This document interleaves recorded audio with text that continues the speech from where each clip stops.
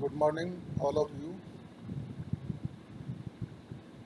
आज अपन अध्ययन करेंगे बीकॉम पार्ट सेकेंड।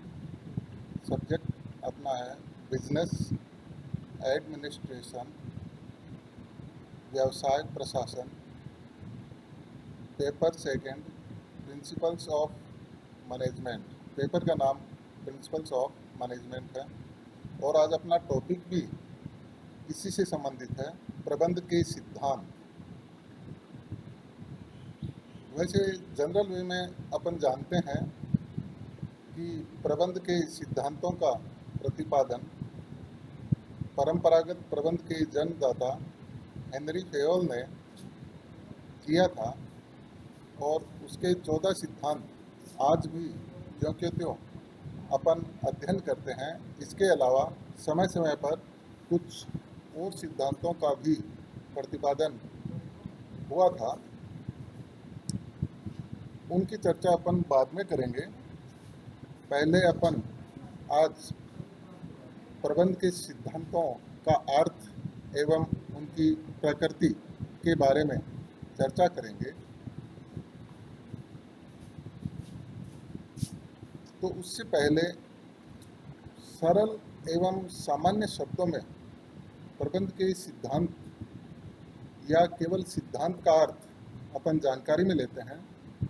सरल से सरल शब्दों में सिद्धांत किसी कार्य या ज्ञान के संबंध में सिद्धांत वे आधारभूत मार्गदर्शक बातें हैं जो अनुभव, शोध, विश्लेषण एवं परीक्षण के आधार पर निर्धारित की जाती है। कहने का मतलब सिद्धांत एक तरह से मार्गदर्शक बातें कही जाती है जो केवल तुक्के के आधार पर नहीं होती है, बल्कि अनुभव, शोध, विश्लेषण एवं परीक्षण के आधार पर निर्धारित की जाती है और उस बात को अपन फिर सिद्धांत के रूप में अपनाते हैं। सिद्धांत की परिभाषा कुछ विद्वानों ने दी है जो मैं आपको नोट्स में बनाकर ग्रुप में भेज रहा हूँ। उन विद्वानों की परिभाषा के आधार पर एक सर्वमान्य परिभाषा भी बताई गई है। वो इस प्रकार है: सिद्धांत एक आधारभूत कथन या सर्वमान्य सत्य है जो किसी कार्य या विचार या तर्क का आधार होता है। सिद्धांत ऐसी मार्गदर्शक बातें होती हैं जिन्हें कई बार सामान्य नियम या कानून के रूप में भी स्वीकार कर लिया जाता है। ये सिद्धांत का अर्थ एवं परिभाषा अपन ने अध्ययन किया। उसके बाद अपन अध्ययन करते हैं सिद्धांत की प्रकृति। प्रबंध के कुछ सिद्धांत विकसित किए गए हैं, किंतु उन सिद्धांतों को अपनाने से पूर्व उनकी प्रकृति को अपने को समझना आवश्यक होता है। जब सिद्धांतों की प्रकृति को समझकर उन्हें अपनाया जाएगा तो निश्चित ही अपेक्षित परिणाम प्राप्त होंगे। अतः सर्वप्रथम हम प्रबंध की कुछ सिद्धांतों की कुछ प्रकृति का निम्न शीर्षकों में अध्ययन करते हैं। उसमें सबसे पहला है गतिशील, डायनेमिक। प्रबंध एक गतिशील वातावरण में कार्य करता है, अतः उसके सिद्धांत भी गतिशील होते हैं, डायनेमिक होते हैं। वे समय एवं परिस्थितियों के अनुसार परिवर्तित होते रहते हैं, उनमें सुधार भी होता रहता है। ऐसा प्रबंध के क्षेत्र में शोध एवं परीक्षणों के कारण संभव होता है। कहने का मतलब कि जो सिद्धांत होते हैं वो डायनेमिक होते हैं। जैसे आपने प्रबंध के अर्थ में और विशेषताओं में भी आपने अध्ययन किया था कि प्रबंध डायनेमिक है, गतिशील है, प्रक्रिया है और वह भी गतिशील है। उसी प्रकार से प्रबंध के सिद्धांत भी गतिशील होते हैं। परिस्थितियों एवं वातावरण के अनुसार उनमें परिवर्तन किया जा सकता है। दूसरी प्रकृति है आधारभूत किंतु अंतिम नहीं होते हैं। प्रबंध के सिद्धांत आधारभूत विवरण या सर्वमान्य होते हैं, किंतु वो ब्रह्म वाक्य नहीं होते हैं जो 100% सत्य एवं परिस्थितियों में व्यवहार योग्य ही हों। प्रबंध एक सामाजिक विज्ञान है जिसके सिद्धांत अनुभव, शोध, परीक्षण के आधार पर बनते हैं। जब कुछ भिन्न अनुभव होता है तो उस पर शोध एवं परीक्षण करके कुछ नए सिद्धांत बनाए जाते हैं। इस प्रकार ये कह सकते हैं कि प्रबंध के सिद्धांत अंतिम या ब्रह्म वाक्य नहीं होते हैं। यानी समय परिस्थिति के परिवर्तन के अनुसार इनमें कुछ चेंज किया जा सकता है। तो अपन ये कहें कि जो सिद्धांत का रिजल्ट आता है वह ब्रह्म वाक्य माना गया है, ऐसा प्रबंध के सिद्धांतों के साथ लागू नहीं होता। अगला है लोचशील, न कि जड़ या बेलोच। प्रबंध के सिद्धांतों की एक विशेषता यह भी है कि सिद्धांत लोचशील होते हैं, बेलोच नहीं होते हैं। इन्हें परिस्थितियों के अनुसार समायोजित करके अपनाया जाना चाहिए। प्रबंधकों को इन्हें भौतिक शास्त्र के गुरुत्वाकर्षण के सिद्धांतों की भांति नहीं समझना चाहिए, बल्कि सामाजिक कला के रूप में मानना चाहिए। अतः इन सिद्धांतों को अपनाते समय प्रबंधकों को पर्याप्त दूरदर्शिता, कार्यकुशलता, मानवता आदि का परिचय देना चाहिए। कहने का मतलब कि ये भौतिक शास्त्र की तरह ये बेलोच नहीं होते हैं, बल्कि परिस्थितियों समय के अनुसार दूरदर्शिता के आधार पर इनमें परिवर्तन किया जा सकता है। अगला प्रकृति का पॉइंट है सापेक्षिक, रिलेटिव। प्रबंध के सिद्धांत सापेक्षिक हैं। जिस प्रकार अर्थशास्त्र के प्रत्येक सिद्धांत में यह शर्त होती है कि यदि अन्य बातें समान रहे तो यह सिद्धांत लागू होगा।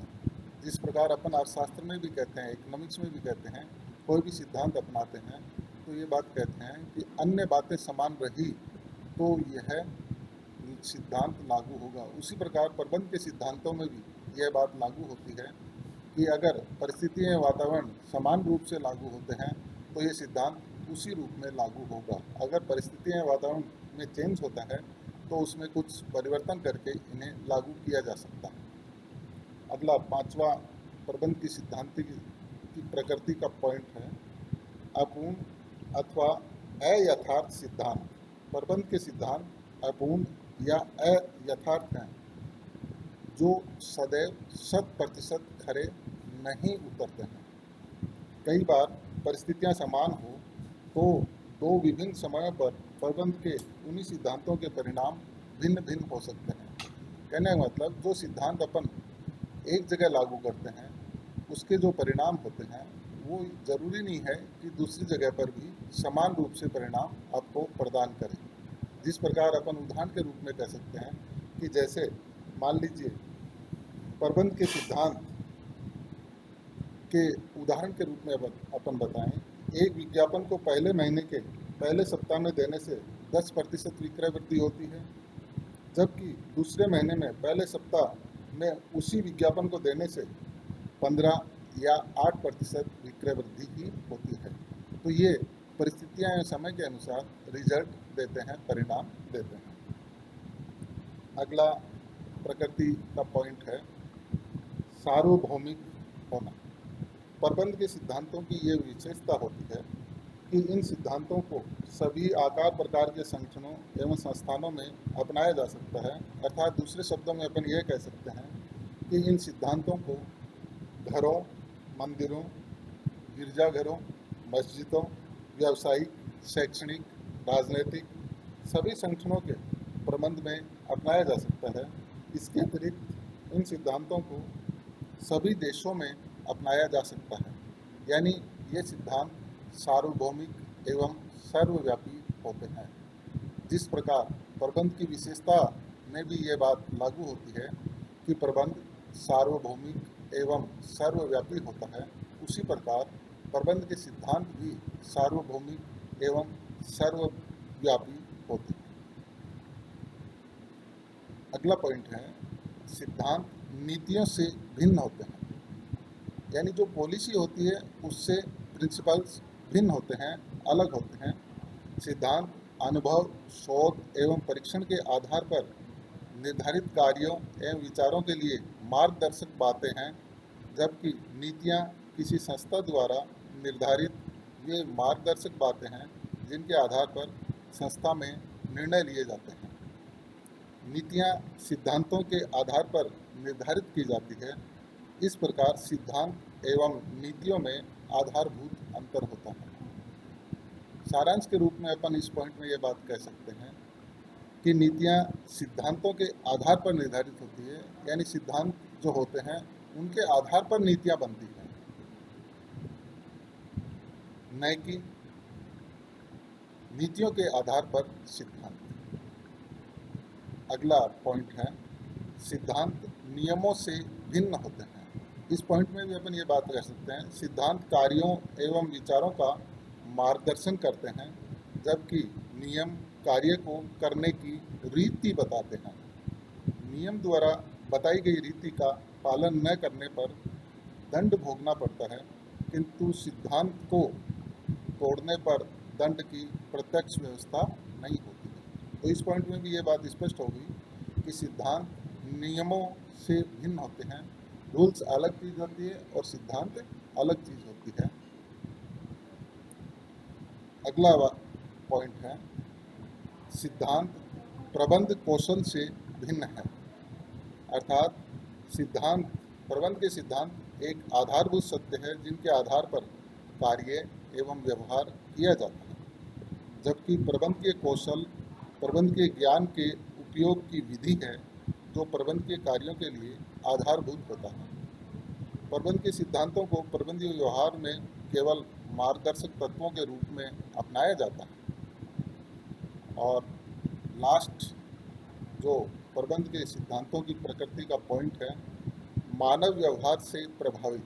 प्रबंध के सिद्धांत मानव व्यवहार से प्रभावित है, अर्थात दूसरे शब्दों में अपन ये कह सकते हैं कि प्रबंधक मनुष्यों से व्यवहार करता है, अतः प्रबंध के सिद्धांत मानव व्यवहार के निर्देशन के संबंध में लागू किए जाते हैं, किंतु मानव व्यवहार स्वयं परिवर्तनशील एवं संवेदनशील होता है। अतः प्रबंध के सिद्धांतों की सफलता एवं विफलता मानव व्यवहार से प्रत्यक्ष रूप से प्रभावित होती है।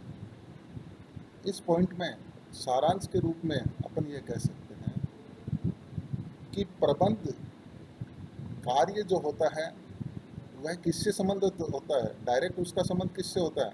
मानव व्यवहार से होता है।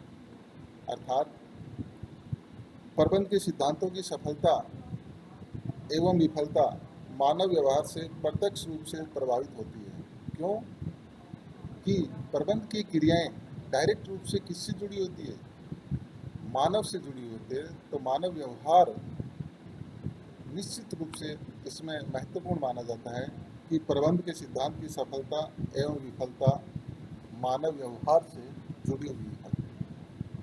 आज अपने इसके अंतर्गत प्रबंध के सिद्धांतों की प्रकृति का अध्ययन किया। इसके 10 पॉइंट अपने अध्ययन किए, तो मैं समझता हूँ यह आपके पूर्ण रूप से समझ में आ गया होगा। धन्यवाद।